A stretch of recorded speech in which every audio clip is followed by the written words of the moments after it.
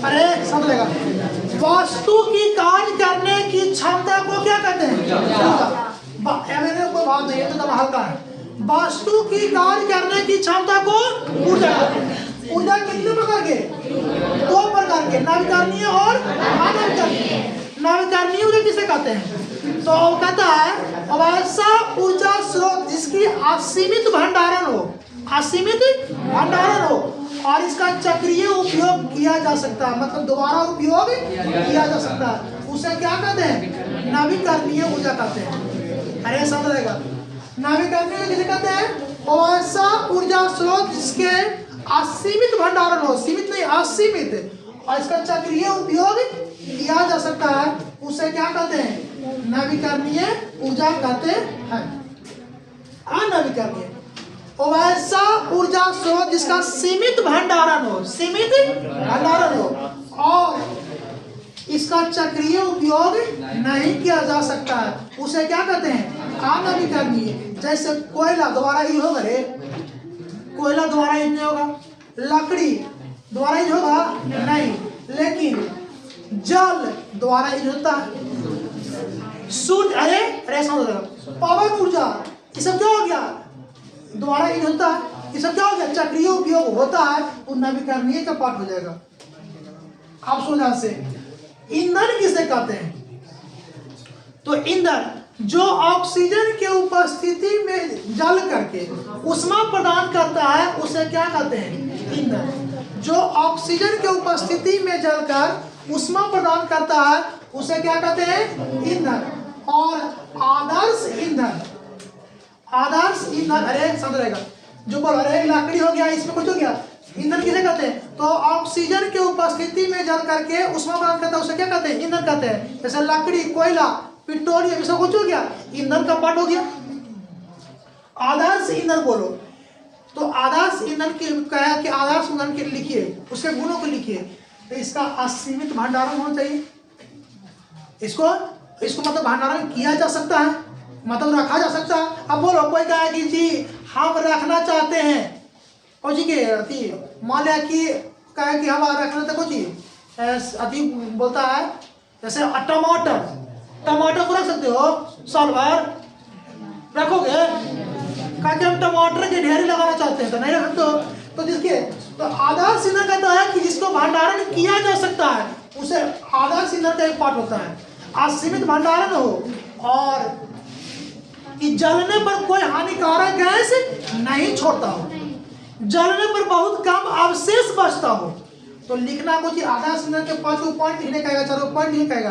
कहना को जी इसका असीमित भंडारण हो, इसे भंडारण किया जा सकता हो, इसके जलने पर कोई अवशेष बहुत कम बचता हो, जलने पर कोई हानिकारक गैस नहीं छोड़ता हो। तो आदर्श ईंधन का एक पार्ट हो गया। अब बात सुनो, जीवाश्म ईंधन कौन सी है? जीवाश्म ईंधन। जीव जंतुओं के द्वारा प्राप्त ईंधन को क्या कहते हैं? जैसे कोयला, पेट्रोलियम, इसे कुछ होता है जीवाश्म ईंधन। लकड़ी कुछ है जीवाश्म ईंधन होता है। तो जीव जंतुओं के द्वारा प्राप्त ईंधन को क्या कहते हैं? जीवाश्म ईंधन कहते हैं। अब बताइए बायोगैस, सुना से अब बायोगैस किसे कहते हैं? तो जीव जंतुओं के सड़ने गलने के बाद, जीव जंतुओं के सड़ने गलने के बाद कार्बन डाइऑक्साइड, हाइड्रोजन सल्फेट इत्यादि जो गैस निकलता है, उस गैस को क्या बोलते हैं? बायोगैस बोलते हैं। एक बार फिर सुन लीजिए, बायोगैस किसे कहते हैं?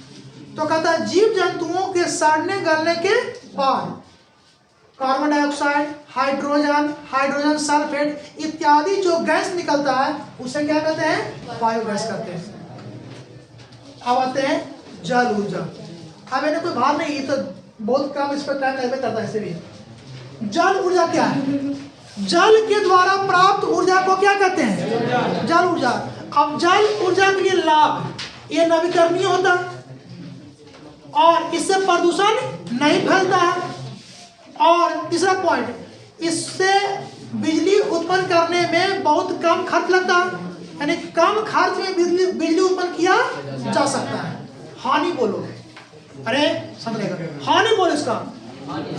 तो बोलो हानि इसका क्या हो जाएगा? हानि में ए हो गया पहला, सभी नदियों पर इसको नहीं बनाया जा सकता, सभी नदियों से बिजली उत्पन्न नहीं किया जा सकता, और इससे बिजली उत्पन्न करने के लिए डैम की आवश्यकता होती है जो काफी खर्चीला अधिक, इसे निरंतर देखभाल की आवश्यकता होती है। अगर डैम टूट गया तब कौन सी पूरा गांव के गांव प्लेन हो जाएगा।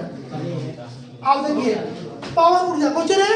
पवन ऊर्जा। तो कहता है पवन वायु के द्वारा, अरे पवनों के द्वारा, वायु के द्वारा प्राप्त ऊर्जा को क्या कहते हैं? पवन ऊर्जा। वायु के द्वारा प्राप्त ऊर्जा को क्या कहते हैं? पवन ऊर्जा। और इससे लाभ बोलो, प्रदूषण फैलता है नहीं? अरे सब रहेगा, प्रदूषण फैलता है नहीं, नवीकरणीय होता है, और इसके बाद में बोल दीजिए बात बोलो, इससे बिजली उत्पन्न किया जा सकता है। लाभ हो गया। अब इससे हानि सुन लीजिए, सभी जगह उत्पन्न कर सकते हैं नहीं, जहाँ न्यूनतम वेग 15 किलोमीटर प्रति घंटा होना चाहिए। न्यूनतम वेग कितना रे? 15 किलोमीटर प्रति घंटा होना चाहिए, तभी बनेगा। बोलो सभी जगह उत्पन्न हो सकता है? नहीं हो सकता है, तो इसका हानि हो गया। ये काफी खर्चीला भी हो जाता है, क्योंकि एक बार इसका पंखा लगाने में बड़ी खर्चा आता है, और बड़ी हर बार टूटते रहता है, बड़का वो पंखा रहता है और टूट गया तो बड़ी खर्चा होता है इसमें। अब बोलो उसके बाद में पावर जो हो गया रे, पावर वही ना रे, एक और पूछिए, जान ऊर्जा पावर ऊर्जा सौर ऊर्जा रे, सौर ऊर्जा कौन सी हो गया? सौर ऊर्जा। अब देखो रे सौर ऊर्जा, तो सूर्य के विकिरण द्वारा प्राप्त ऊर्जा को क्या कहते हैं? सौर ऊर्जा। और सौर ऊर्जा से लाभ को चाहिए, प्रदूषण फैलेगा नहीं फैलेगा, चक्रीय उपयोग कर सकते हैं, कर सकते हैं, और अरे इससे बिजली उत्पन्न करने में काफी खर्चा होता है, क्योंकि सोलर प्लेट महंगा मिलता है तो सॉरी, इससे बिजली उत्पन्न किया जा सकता है। अब इसका हानि सुनिए, इससे काफी खर्चीला होता है, और बादल वाले दिन में चाहे बरसात वाले दिन में इससे बिजली उत्पन्न कर सकते हैं? नहीं कर सकते, इसका हानि भाग गया। अब आते हैं नाभिकीय विखंडन। सो ध्यान से, नाभिकीय विखंडन और नाभिकीय संलयन। तो नाभिकीय विखंडन किसे कहते हैं? देखो नाभिकीय विखंडन कहता है, अरे जब छोटे छोटे नाभिक, अरे जब छोटे छोटे नाभिक, विखंडन बोल रहे हैं, जब बड़े नाभिक छोटे छोटे नाभिक में टूट जाता है उसे क्या कहते हैं? नाभिकीय विखंडन कहते हैं। जैसे यूरेनियम 9235 पर मंद गति अरे सब रहेगा, मंद गति का न्यूट्रॉन प्रोवाइड करते हैं, तो ये बेरियम प्लस क्रिप्टन प्लस उष्मा